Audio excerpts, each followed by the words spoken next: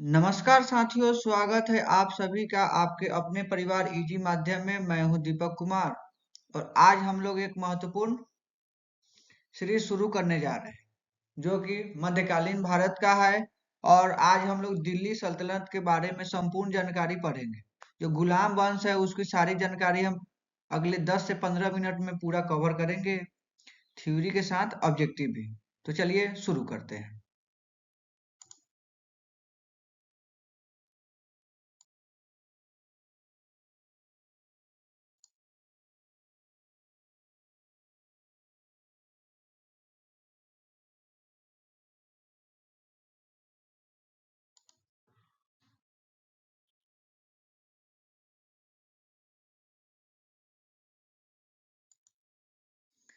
तो चलते हैं। दिल्ली सल्तनत 1206 से 1526 ईस्वी तक है।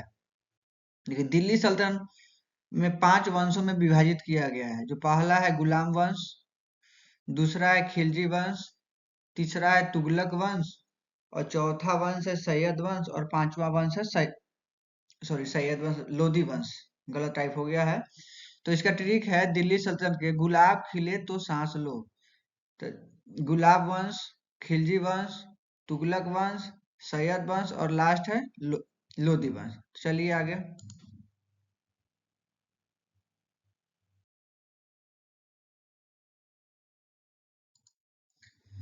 तो हम लोग गुलाम वंश के बारे में चर्चा करने चल रहे हैं, जो स्लेव डायनेस्टी को इंग्लिश में बोलते हैं। गुलाम वंश का कार्यकाल 1206 से 1290 ईस्वी तक रहा है और गुलाम वंश का संस्थापक कुतुबुद्दीन ऐबक ने किए थे। और कुतुबुद्दीन ऐबक का कार्यकाल 1206 से 1210 तक था, जो आप यहाँ देख सकते हैं कुतुबुद्दीन ऐबक को यहाँ पे। तो चलिए इसके बारे में समझते हैं। कुतुबुद्दीन ऐबक ने अपनी पहली राजधानी लाहौर थी। कुतुबुद्दीन ऐबक ने गुलाम वंश की पहली राजधानी कहाँ थी? लाहौर थी। उसके बाद कुतुबुद्दीन ऐबक शासक बनने के बाद इसने अपनी जनता से लाखों रुपए का दान किया। कुतुबुद्दीन ऐबक एक ऐसा शासक था जो जब ये शासक बना तो इसने लाखों रुपए का दान दिया, इसलिए लाहौर की जनता ने इसे लाल बख्श की उपाधि दी थी। और ऐबक का मतलब होता है चंद्रमा का देवता। नेक्स्ट।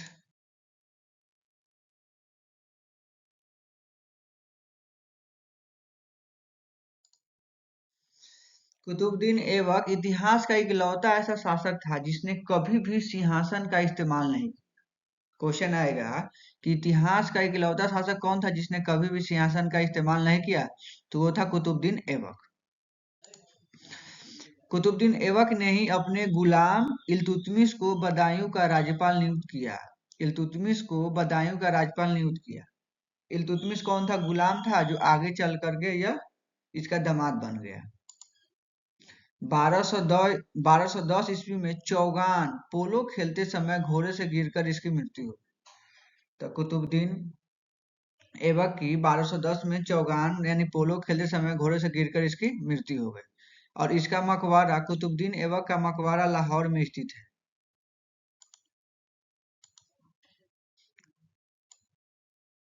कुतुबुद्दीन ऐबक का मकबरा लाहौर में स्थित है। अच्छा, 1210 में इसका बेटा आराम शाह गद्दी पर बैठा। कुतुबुद्दीन ऐबक का जो बेटा था आराम शाह, ये गद्दी पर बैठा। ये प्योर आराम था, इसका नाम में ही आराम लिखा हुआ है, इसलिए यह केवल आराम ही करता था और अच्छा शासन नहीं करता था। नेक्स्ट। 1211 में इल्तुतमिश ने आराम शाह की मृत्यु की। इल्तुतमिश वही है जो इसका गुलाम था और बाद में चल के दामाद बन गया। इसने ही आराम शाह की हत्या कर दी और गुलाम वंश का अगला शासक बना।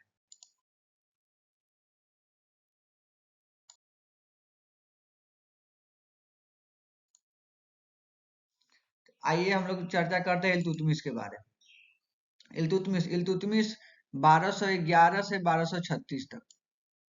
कुतुबुद्दीन ऐबक थे 1206 से 1210 से, बीच में आराम शाह आया और उसके बाद हम पढ़ते हैं इल्तुतमिश। इसे ही दिल्ली सल्तनत का वास्तविक संस्थापक कहा जाता है। यह भारत का पहला सुल्तान था क्योंकि इल्तुतमिश भारत का पहला सुल्तान था क्योंकि इसे सुल्तान की उपाधि खलीजा से प्राप्त हुई थी। इल्तुतमिश एक ऐसा शासक था भारत का जिसे सुल्तान की उपाधि खलीजा से प्राप्त हुई थी। आखिरी सुल्तान इब्राहिम लोदी ही था और आखिरी सुल्तान इब्राहिम लोदी था। 1205 में यल्दौज ने इल्तुतमिश पर आक्रमण किया। 1205 की महत्वपूर्ण घटना है। यल्दौज ने इल्तुतमिश पर आक्रमण किया और तराइन का तीसरा युद्ध लड़ा। तो आपको पहले मालूम करना होगा कि तराइन का प्रथम युद्ध कब हुआ था। तराइन का प्रथम युद्ध 1191 ईस्वी में हुआ था। चलिए तो नेक्स्ट, तो तराइन के तीसरे युद्ध में इल्तुतमिश ने यल्दौज को हरा दिया और उसे मार दिया। उसके बाद 1221 ईस्वी में चंगेज खान तैमूचिन मंगोलिया का पर आक्रमण हुआ। 1221 में चंगेज खान तैमूचिन मंगोलिया पर आक्रमण हुआ। इल्तुतमिश ने चांदी एवं तांबे के सिक्के चलवाए। इल्तुतमिश ने चांदी एवं तांबे के सिक्के चलवाए, जिसमें चांदी के सिक्के को टका तथा तांबे को जीतल कहा जाता था। यह उस समय का रेगुलर करेंसी था। तो इल्तुतमिश के बारे में, यह पहला सुल्तान था जिसने सुल्तान की उपाधि खलीजा से प्राप्त की और आखिरी बार सुल्तान इब्राहिम लोदी था। 1205 में यल्दौज ने इल्तुतमिश पर आक्रमण किया और तराइन का तीसरा युद्ध हुआ। इस युद्ध में इल्तुतमिश ने यल्दौज को पराजित कर दिया। 1221 में चंगेज खान ने आक्रमण किया। ठीक है, इल्तुतमिश के बारे में, यह चांदी एवं तांबे के सिक्के चलाया। नेक्स्ट,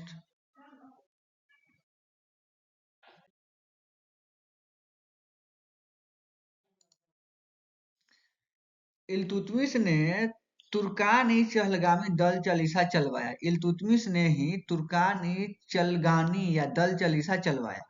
तो आगे हम लोग दल चालीसा के बारे में जानेंगे कि जो इसे बलबन ने समाप्त किया था। इल्तुतमिश ने इक्ता प्रथा का अर्थ होता है युद्ध में जीते गए जमीनों को सैनिकों में बांट दिया जाता था। इक्ता प्रथा का था कि युद्ध में जो सामान हम लोग जीते थे, जो ये जीता था, उसे सैनिकों में बांट दिया जाता था। इसकी शुरुआत भी इल्तुतमिश ने की थी। और इसमें जो प्राप्त इक्तेदार कहला देता था। कर वसूलने को इक्तेदारी कहा जाता था और इल्तुतमिश के समय जो व्यक्ति कर वसूलता था उसे इक्तेदारी कहा जाता था। 1229 में इल्तुतमिश ने कुतुब मीनार का निर्माण पूरा करवाया था। सन 1229 में, ये महत्वपूर्ण घटना है, देखिए 1229 में इल्तुतमिश ने कुतुब मीनार का निर्माण करवाया था और इसने अपनी राजधानी लाहौर से दिल्ली स्थानांतरित किया। इल्तुतमिश ने अपनी राजधानी कहाँ स्थानांतरित कर दिया? लाहौर से दिल्ली। इल्तुतमिश ने अपना उत्तराधिकारी अपनी बेटी रजिया को घोषित किया था। इल्तुतमिश जानता था कि उसके जो बेटे हो नालायक, वो इसके काबिल नहीं थे, इसलिए इल्तुतमिश ने अपने बेटी जो होनहार थी रजिया सुल्तान, उसको गद्दी पर बैठाया। यह पहली महिला शासिका थी। 1236 में इल्तुतमिश की मृत्यु हो जाती है और उसके बाद गद्दी पर, अच्छा एक सेकेंड, 1236 में जब इल्तुतमिश की मृत्यु हो गई थी, इसके बारे में एक और फैक्ट है कि इल्तुतमिश का मकबरा कहाँ है। इल्तुतमिश का मकबरा दिल्ली के कुतुब मीनार परिसर में है। इल्तुतमिश का मकबरा दिल्ली के कुतुब मीनार परिसर में स्थित है। 1236 में इल्तुतमिश की घोषणा के विरुद्ध जाकर इसका बड़ा बेटा रुकनुद्दीन फिरोज शाह सिंहासन पर बैठा। इल्तुतमिश ने पहले ही जीते जी ही ये कर दिया था, घोषणा कर दिया था कि मेरे बाद मेरी गद्दी पर मेरी बेटी यानी रजिया सुल्तान बैठे। लेकिन इस घोषणा के विरुद्ध जाकर उसका जो बेटा था,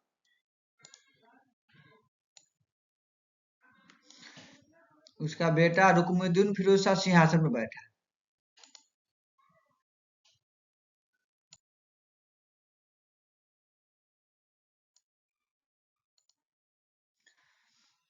उसके बाद 1236 से 1240 रजिया सुल्तान के बारे में हम लोग जानते हैं।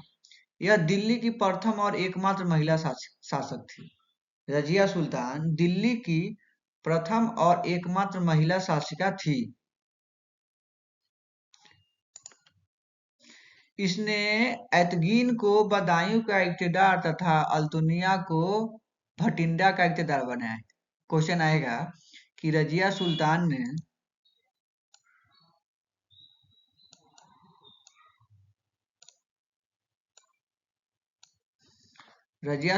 ने बदायूं का इक्तेदार किसे बनाया? तो एतगीन को बदायूं का इक्तेदार बनाया, अल्तुनिया को भटिंडा का इक्तेदार बनाया। अच्छा, याकूत खान था ना जो रजिया सुल्तान का प्रेमी था, मतलब बॉयफ्रेंड था। याकूत खान अमीर ए आखुर शाही अस्तबल का इसको मंत्री बनाया था। रजिया सुल्तान का प्रेमी कौन था? याकूत खान था। चलिए नेक्स्ट को।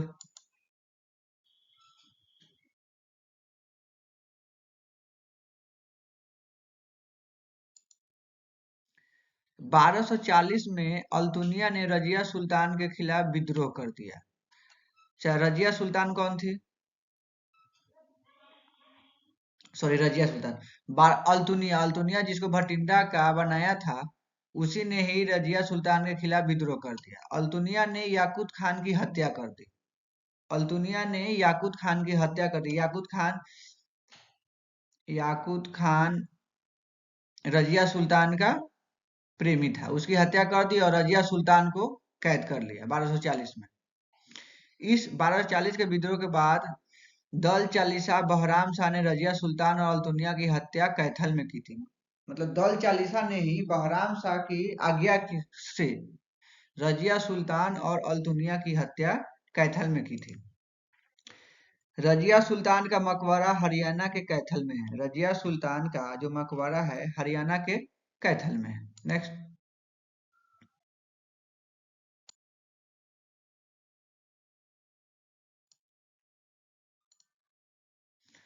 चलिए हम लोग अब चलते हैं बहराम शाह के बाद। रजिया सुल्तान 1236 से 1240। पहले कुतुबुद्दीन ऐबक 1206 से 1210। उसके बाद बहराम शाह आया, बहराम शाह के बाद इल्तुतमिश आया, इल्तुतमिश के बाद रजिया सुल्तान आई और रजिया सुल्तान के बाद बहराम शाह, जो 1240 से 1242 तक इसका कार्यकाल था। उसके बाद आया, इस बहराम शाह के बारे में ज्यादा पढ़ने को नहीं है इसलिए इसको स्किप कर दिए हैं। और उसके बाद आता है नसरुद्दीन महमूद शाह, जो 1246 से 1265 तक रहा। आइए नसरुद्दीन महमूद शाह के बारे में जानते हैं। यह इसके बारे में जानना बहुत इंपॉर्टेंट है। इसने बलवंत को वजीर नियुक्त किया था। नसरुद्दीन मोहम्मद ने बलवंत को क्या नियुक्त किया था? वजीर नियुक्त किया था। और बलवंत को उलू खां की उपाधि भी दिया था।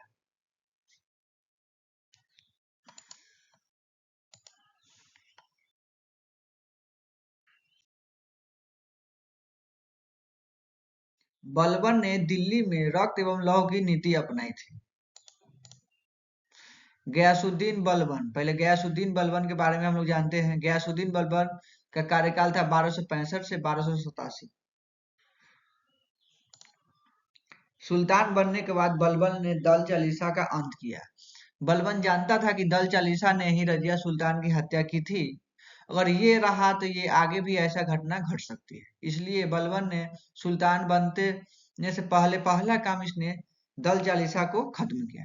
बलबन ने दिल्ली में लौह एवं रक्त की नीति अपनाई। नोट एक है, जर्मनी में लौह एवं रक्त की नीति बिस्मार्क ने चलाई थी। जर्मनी में लौह एवं रक्त की नीति बिस्मार्क ने चलाई थी।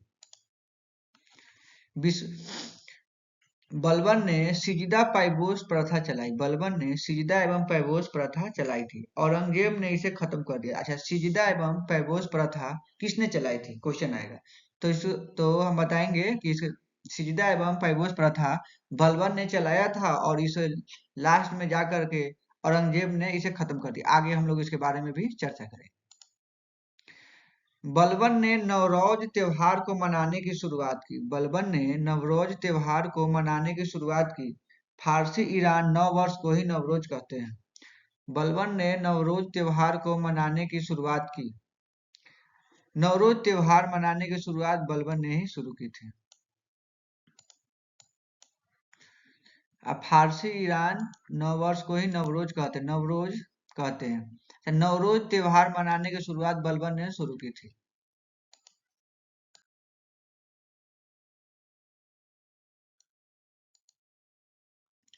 बलबन ने लाहौर को औरंगजेब द्वारा खत्म किया गया। इसे लाहौर को औरंगजेब द्वारा खत्म किया। 1287 में मंगोलों का तीसरी बार आक्रमण हुआ। 1287 में मंगोलों का तीसरी बार आक्रमण हुआ और इस आक्रमण में बलबन का बेटा शाहजादा मोहम्मद मारा गया। 1287 में गुलाम वंश पर मंगोलों ने तीसरी बार आक्रमण किया और इस आक्रमण में बलबन का बेटा शाहजादा मोहम्मद मारा गया, जिससे बलबन बहुत दुखी हुआ और 1827 में बलबन अपने पुत्र की मृत्यु से दुखी होकर इसकी मृत्यु हो गई।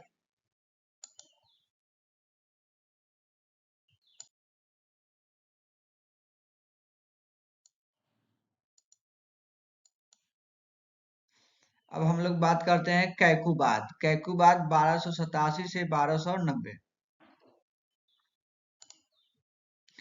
तो मलिक फिरोज ने कैकुबाद का विश्वास जीतकर पंजाब का इक़्तिदार बन गया। कैकुबाद 1287 से 1290। मलिक फिरोज ने कैकुबाद का विश्वास जीतकर पंजाब का इक़्तिदार बन गया। मलिक फिरोज ने 1290 में कैकवाद की हत्या कराकर कैसमर्स की गद्दी पर बैठा। मलिक फिरोज कैकवाद की हत्या का कैसमर्स की गद्दी पर कब बैठा? तो 1290 में। 1290 में कैसूर्स को मलिक फिरोज द्वारा गद्दी से हटाया गया। 1290 में कैसूर्स को मलिक फिरोज द्वारा गद्दी से हटाया गया। तो मलिक फिरोज द्वारा गद्दी से कब हटाया गया कैसूर्स को? 1290 में। मलिक फिरोज ने खिलजी वंश की सिपना की। यह तुर्क का था। मलिक फिरोज कहाँ का था? तुर्क का था।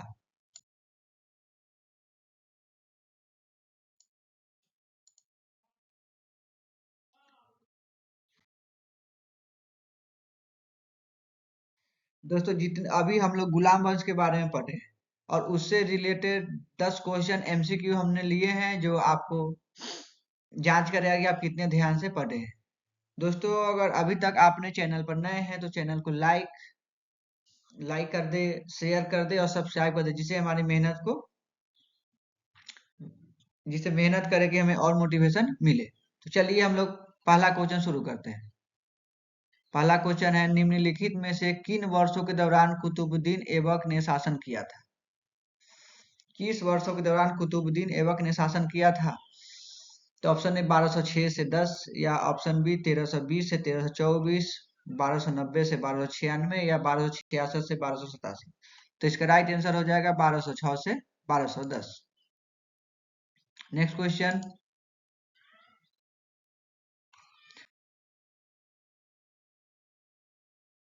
बलबन की उपाधि किसने धारण की थी? बलबन की उपाधि किसने धारण की थी? Option A Ayaz Khan, option B Farid Khan, option C Ulugh Khan या ऑप्शन डी कबीर खान। बलबन की उपाधि किसने धारण की थी? तो इसका राइट आंसर हो जाएगा option number C, Ulugh Khan. Ulugh Khan ने ही बलबन की उपाधि धारण की थी। नेक्स्ट क्वेश्चन,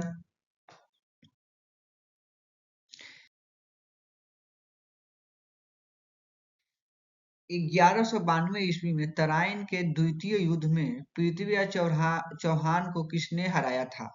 1192 में जो तराइन का दूसरा युद्ध हुआ था उसमें किसने पृथ्वी चौहान को हराया था?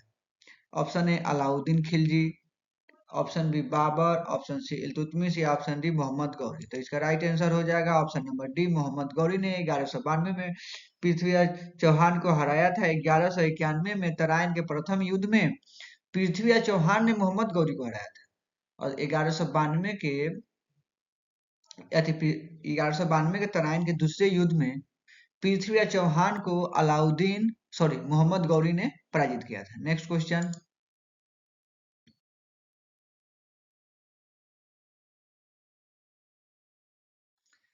बलबन ने निम्नलिखित में से दिल्ली के किस सुल्तान के नायब के रूप में कार्य किया? बलबन ने निम्नलिखित में से दिल्ली के किस सुल्तान के नायब के रूप में काम किया? Option A Razia, option B Nasiruddin Mahmud, option C Iltutmish या ऑप्शन डी कुतुबुद्दीन ऐबक। तो इसका राइट आंसर हो जाएगा option number B, Nasiruddin Mahmud. Balban ने नसरुद्दीन महमूद के रूप में नायब के रूप में काम किया था।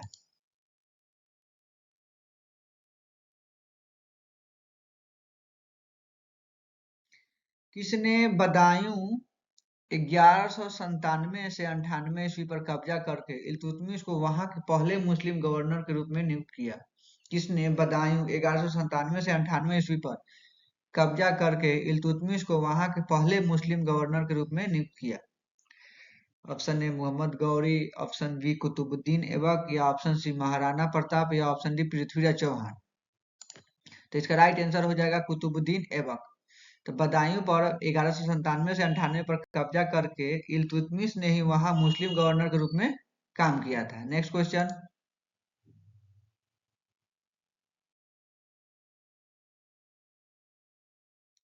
रजिया को दिल्ली सल्तनत के सिंहासन पर किस वर्ष से हटाया गया था? रजिया सुल्तान को दिल्ली सल्तनत के सिंहासन से किस वर्ष हटाया गया था? Option A 1244, option B 1240, option C 1238, या ऑप्शन डी 1236।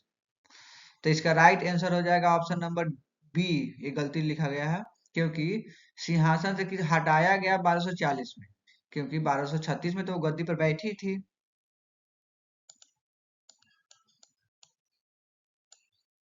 ये हो जाएगा।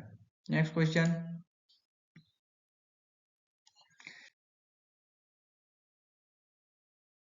दिल्ली सल्तनत के निम्नलिखित सुल्तानों में से किसने गयासुद्दीन बलबन को अपना प्रधानमंत्री नियुक्त किया?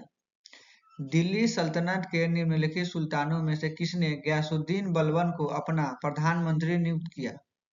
Razia Sultan, option B Muizuddin Bahram, option C Nasiruddin Mahmud, option D Shamsuddin Iltutmish. Delhi सल्तनत के निम्नलिखित सुल्तानों में से किसने गयासुद्दीन बलबन को अपना प्रधानमंत्री नियुक्त किया? तो इसका राइट आंसर हो जाएगा option number C Nasiruddin Mahmud. Delhi सल्तनत के सुल्तानों में से किसने गयासुद्दीन बलबन को अपना प्रधानमंत्री नियुक्त किया? तो नसरुद्दीन महमूद।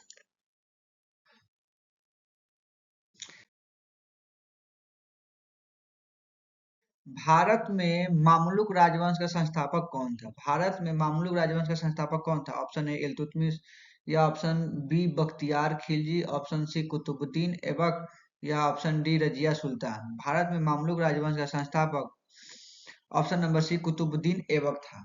भारत में मामलुक राजवंश का संस्थापक कुतुबुद्दीन ऐबक था।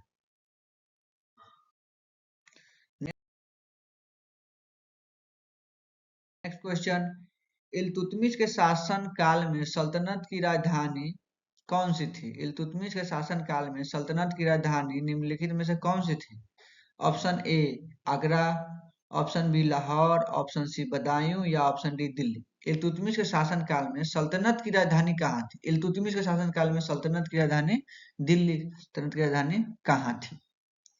तो इसका राइट आंसर हो जाएगा ऑप्शन नंबर दिल्ली, डी यानी दिल्ली। इल्तुतमिश के शासन काल में राजधानी दिल्ली थी। नेक्स्ट क्वेश्चन,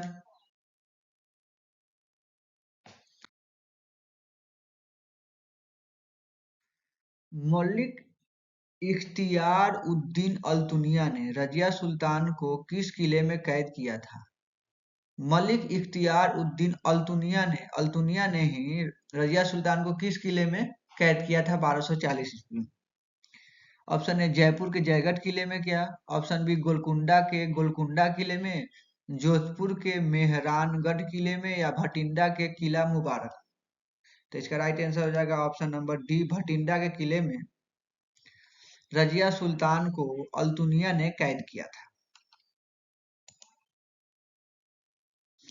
तो ये आज